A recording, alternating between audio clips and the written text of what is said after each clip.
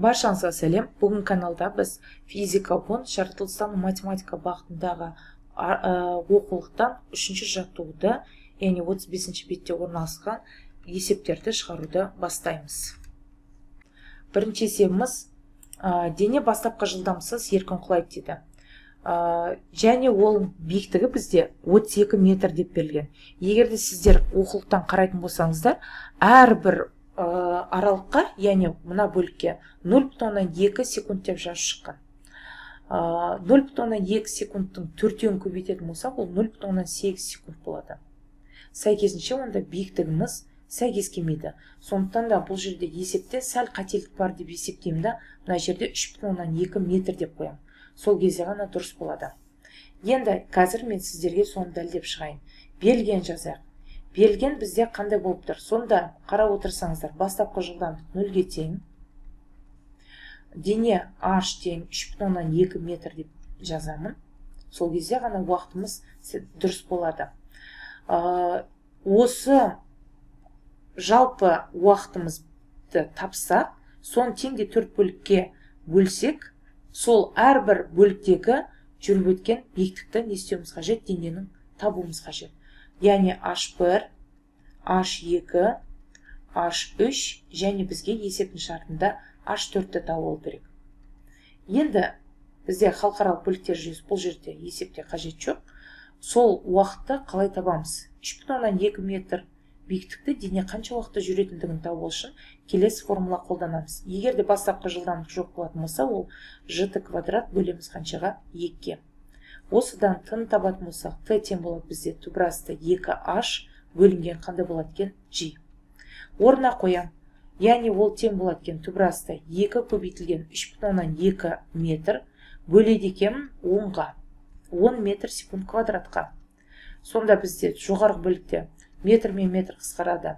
6,4 10-ға бөлетін болса, ол түбірасында 0,64 болады екен секунд квадрат.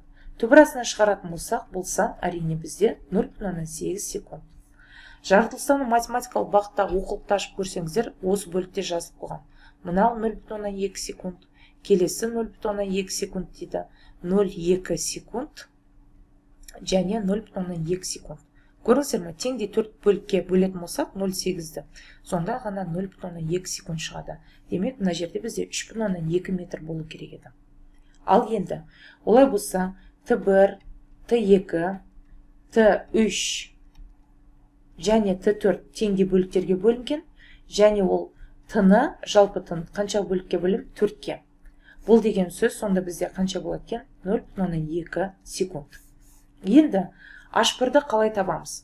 Бастапқы кезде жылдамдық 0-ге тең ғой, дененің мына бөлікте бастаған. Сондықтан да h1-ді табу ол қиын емес. Ең қарапайым формулаға сүйенеміз. G көбейтілген Т1-дің квадратын бөледі екенбіз қаншаға? 2-ге. Осыдан орнына қоямыз. 10-ды 2-ге бөліп жіберем, бірден жазам. 5 көбейту. Аралық өлшем бірліктер жазбайым, симай қалам қазір. 0,2-ның квадраты менде 0,4 болады екен. Көбейтетін болса, 5-ті 0,4-ке, ол тең болады екен менде 0,2 метр. Демек, мына бөлік бізде 0,2 метр болып береді. Келеді. Келесі, h2-ні табайық. h2-ні тапқан кезінде қарап отырсаңыздар, бізде сәл өзгеріс болады. Себебі дене үнемі бастапқы жылдамдығы 0-мен қозғалмайды ғой. Бұл үдемелі қозғалыс, төмен қарай қозғалып бара жатады. Сондықтан да мына жерде белгілі бір жылдамдыққа ие болады. Яғни бірінші кесіндідегі соңғы жылдамдық келесі бөлік үшін бұл бастапқы жылдамдық болады екен.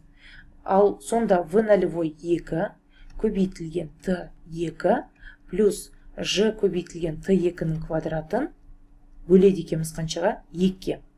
Ал енді v0 2-ні қалай табамын? Мына жерге жазып қоя салайын, ең оңайы. v0 2 дегеніміз ол бірінші бөліктің соңғы жылдамдығы. Ол v1. Ол формуласы g көбейтілген t1 болады екен. Осыдан тауып аламыз. G бізде 10-ға тең, 0,2-ге көбейтетін болсақ, тең болады екен, бірден жазам. 2 метр секунд. Енді орнына апарып қойын.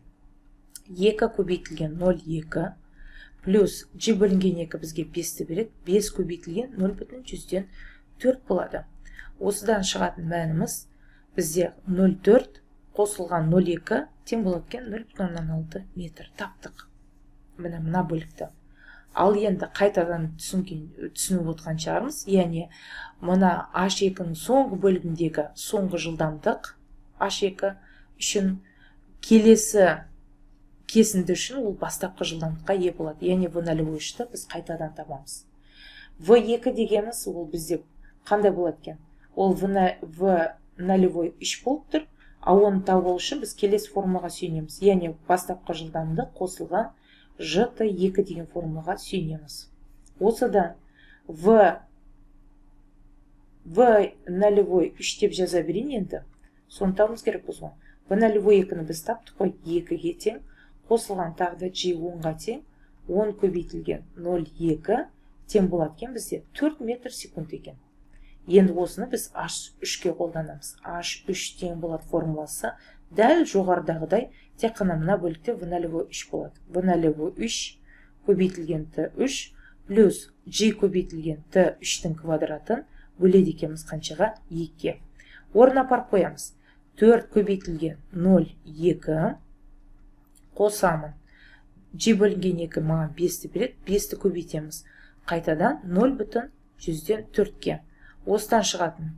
Мына бөлікте бізде 0,8 болады. 0,8-ті қосамыз 0,2-ке. Тең болады екен қанша? 1 метр болады. Демек те мына бөлікте 10 емес, 1 метр болу керек. Және соңғысын табу қиын емес. H4-ті табу үшін осының барлығын жазып отырмайым. Тек қана не істеймін? Мен былай жасалам. Мына 3 бөлікті таптым ғой. Жалпы биіктік менде бар. Сондықтан да H минус қалғандарын қосындысына тең алып тастаймын. H1, H2 және H3. Сонда тең болады екен. Менде 3,2 метр. Мына бөлікті бірден қосайық. Бізден 0,2-ні қосамыз 0,6-ға және 1-ге. Сонда ол 1,8 метр болады. Алып тастайтын болсақ, менде 1,4 метр деген шығады. Міне жауаптарында тек қана үтірден қана айырмашылық бар деп есептеуге болады. Ал былайша есептің барлығы толығымен шықты. Екінші есеп, үйдің төбесінен V0 жылдамдықпен горизонталь бағытта тас лақтырылған дейді. Егер тасты 4 V0 жылдамдықпен лақтыратын болса, оның жерге түсу уақыты қалай өзгереді дейді. Горизонталь бағыт дегенімізді біз өтіп қойдық, яғни ол бізде мынау бағытты айтамыз. Мына бізде биіктігіміз H, мына бізде дененің бастапқы нүктеден түсу нүктесін қосатын кесінді болып тұр. Ұшу алыстығы деп атайтын еді. Енді осы жерден қарап отырсаңыздар, үйдің төбесінен дейді. Үйдің төбесінен болатын болса, онда мына биіктік бізде не істеп жатқан жоқ, өзгеріп жатқан жоқ. Сәйкесінше H-ның формуласы қандай еді? Естеріңізде болса, ол G көбейтілген T квадрат бөлеміз қаншаға? 2-ке. Қарап отырсаңыздар, бұл жерде жылдамдыққа тәуелсіз болып тұр. Сондықтан да осы жерден тіптен тын табатын болса, ол түбірасты 2H бөлінген G деп тұр. Дұрыс па? Биіктік өзгермегендіктен де екі жағдайда H1 мен H2 тең болатын болса, онда не болады сәйкесінше?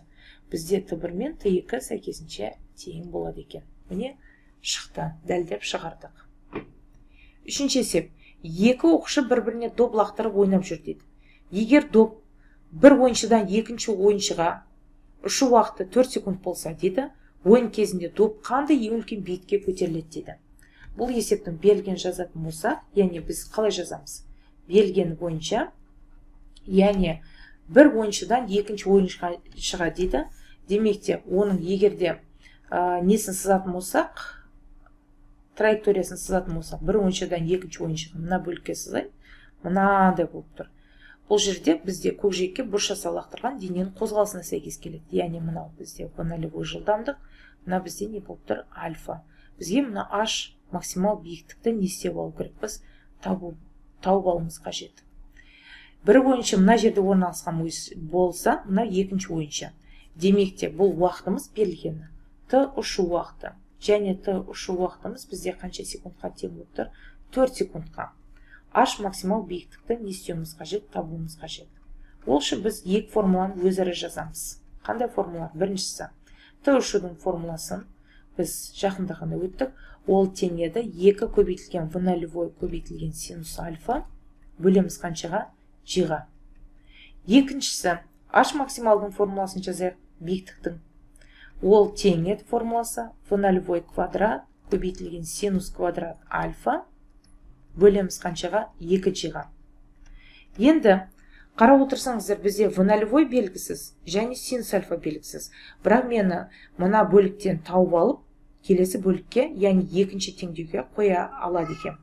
Сонда бірінші жағдайда v0 көбейтілген синус альфаны бірге табам. Сонда t тең болады t ұшу көбейтілген g бөледі екен қаншаға? 2-ге. Оны таптым. Енді осы формуланы келесі теңдеуге, яғни екінші теңдеуге апарып қоямын. H максимал биіктігіміз неге тең болады? T ұшу көбейтілген g-дің бөлінген 2-нің квадратын бөледі екенбіз қаншаға? 2g-ға.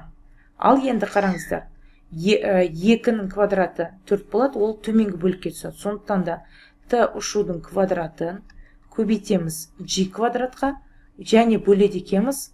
Мына 2-нің квадраты 4 қой, 4 пен 2 көбейтіледі 8 көбейтілген g. G-дің біреу кетеді. Осыдан бізде t ұшудың квадраты көбейтеміз g-ға, және бөледі екенбіз қаншаға? 8-ге. Орнына апарып қоямыз. Яғни тең болады екен. 4-тің квадрат бізде 16 болады. Көбейтеміз 10-ға, және бөледі екенбіз 8-ге. Осыдан h максимал биіктігіміз сәйкесінше тең болады екен. Бізде қаншаға тең? 160-ті 8-ге бөлсек 20 метрге. Мұны таптық. Жауабымен сәйкес келеді екен. Келесі есебіміз 10 метр секунд жылдамдықпен вертикаль жоғары көтерілген аэростаттан құлаған бұранда болды дейді. Жерге 16 секундтан кейін жетті дейді. Бұрандама аэростаттан лақтырған кезде аэростат қандай биікте болған дейді. G 10 метр секунд квадратқа тең, және ауаның кедергісін ескермеңдер дейді. Егер 10 метр секунд жылдамдықпен жоғары көтерілетін болса, мен белгіні жазбай бірден жазып көрейін, не дегісінде.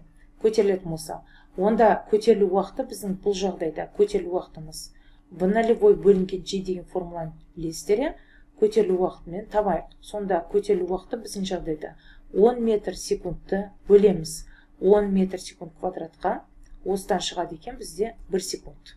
Ал бізде қанша секунд беріліп тұр? 16 секунд. Демек ол 1 секунд көтерілді, қалған 16-дан 1-ді алып тастайтын болсақ, 15 секунд бойы не істеген? Құлап келе жатқан. Демек те қалған t түсуіміз тең болады екен. T-дан t көтерілуді алып тастаймыз, сонда тең болады екен. 16 секундтан 1 секунд алып тастайтын болсақ, ол бізде қаншаға тең болады екен? 15 секунд. 15 секундта ол қалай түсті? Қарапайым формуламен түсеміз, яғни h тең, естеріңізде болса, g квадрат t түсудің квадратын бөледі екенбіз қаншаға? 2. Осыдан орнына апарып қоямын. 10 көбейтілген 15-тің квадраты 225 болады, және бөледі екенбіз қаншаға? 2. Сонда 10-ды 225-ке көбейту, ол 2250 болады. Оны бөледі екенбіз 2-ге, тең болады екен 1125 метр жалпы. Ал енді қарап отырсаңыздар, сонда бұрандама аэростаттан лақтырған кезіне аэростат қандай биікте болған дейді. Бізде көтерілу биіктігін мына h2 деп алатын болсақ, көтерілу биіктігі бізде 1 секундтағысын тауымыз керекпіз, h1-ді. Ол қарапайым формула бойынша табылады. Яғни бізде v0 көбейтілген t көтерілу минус g t көтерілудің квадратын бөледі екенбіз қаншаға? 2. Орнына апарып қояйық. Сонда бізде 10 көбейтілген 1 минус 10 көбейтілген 1-дің квадраты 1 бөледі екенбіз 2-ге. Тең болады екен қанша? 5 метр. Немесе v0 квадрат бөлінген 2g-мен де тапсақ та болады еді. Бәріп шығатын мән 1. Сонда басында айтып отыр, есептің шартында бұрандама аэростаттан лақтырған кезінде аэростат қандай биікте тұрған дейді. Яғни дельта h табатын болсақ, қандай биікте болған екен. h2-ден алып тастаймын мен h1-ді. Сонда басында қандай биікте тұрып дегенде лақтырған кезінде 1125-тен метрден 5 метрді алып тастайтын болсақ, ол сонда 1120 метр биікте болған екен. Міне жауабы да дұрыс екен.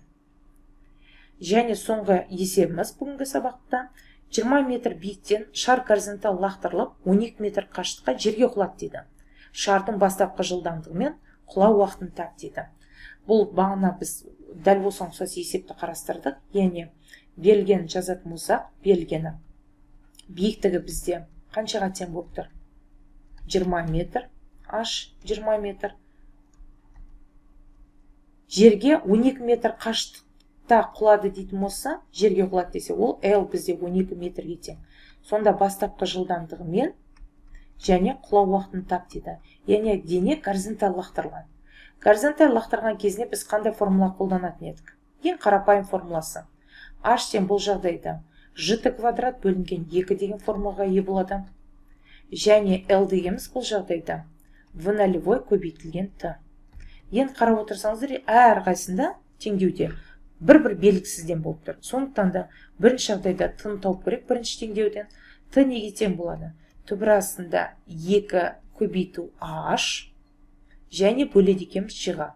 Осыдан түбір астында 2 көбейтілген 20 бөлеміз 10-ға. Сонда 0-дер қысқаратын болса түбір асты 4-тен, ол бізде қанша болады екен? 2 секунд шығады. Ал енді екіншіден v нолевой тауып көрейік. V нолевой тең болады. T бөлімге түседі. Сондықтан да L бөлінген T болады. Осыдан орнына апарып қоямыз. 12 метр бөлінген 2 секунд тең болады екен бізде 6 метр секунд. Міне жауап шықты. Міне осымен бүгінгі каналда үшінші жаттығудың алғашқы 5 есебін талқылау аяқталды. Егер де видео ұнаған болса, достарыңызбен бөлісіп, каналға тіркелуді ұмытпаңыздар. Сіздерден өте көп комментарий күтемін. Алдағы уақытта біз қалған есептерді, яғни үшінші жаттығуды толығымен аяқтаймыз. Қош, сау болыңыздар.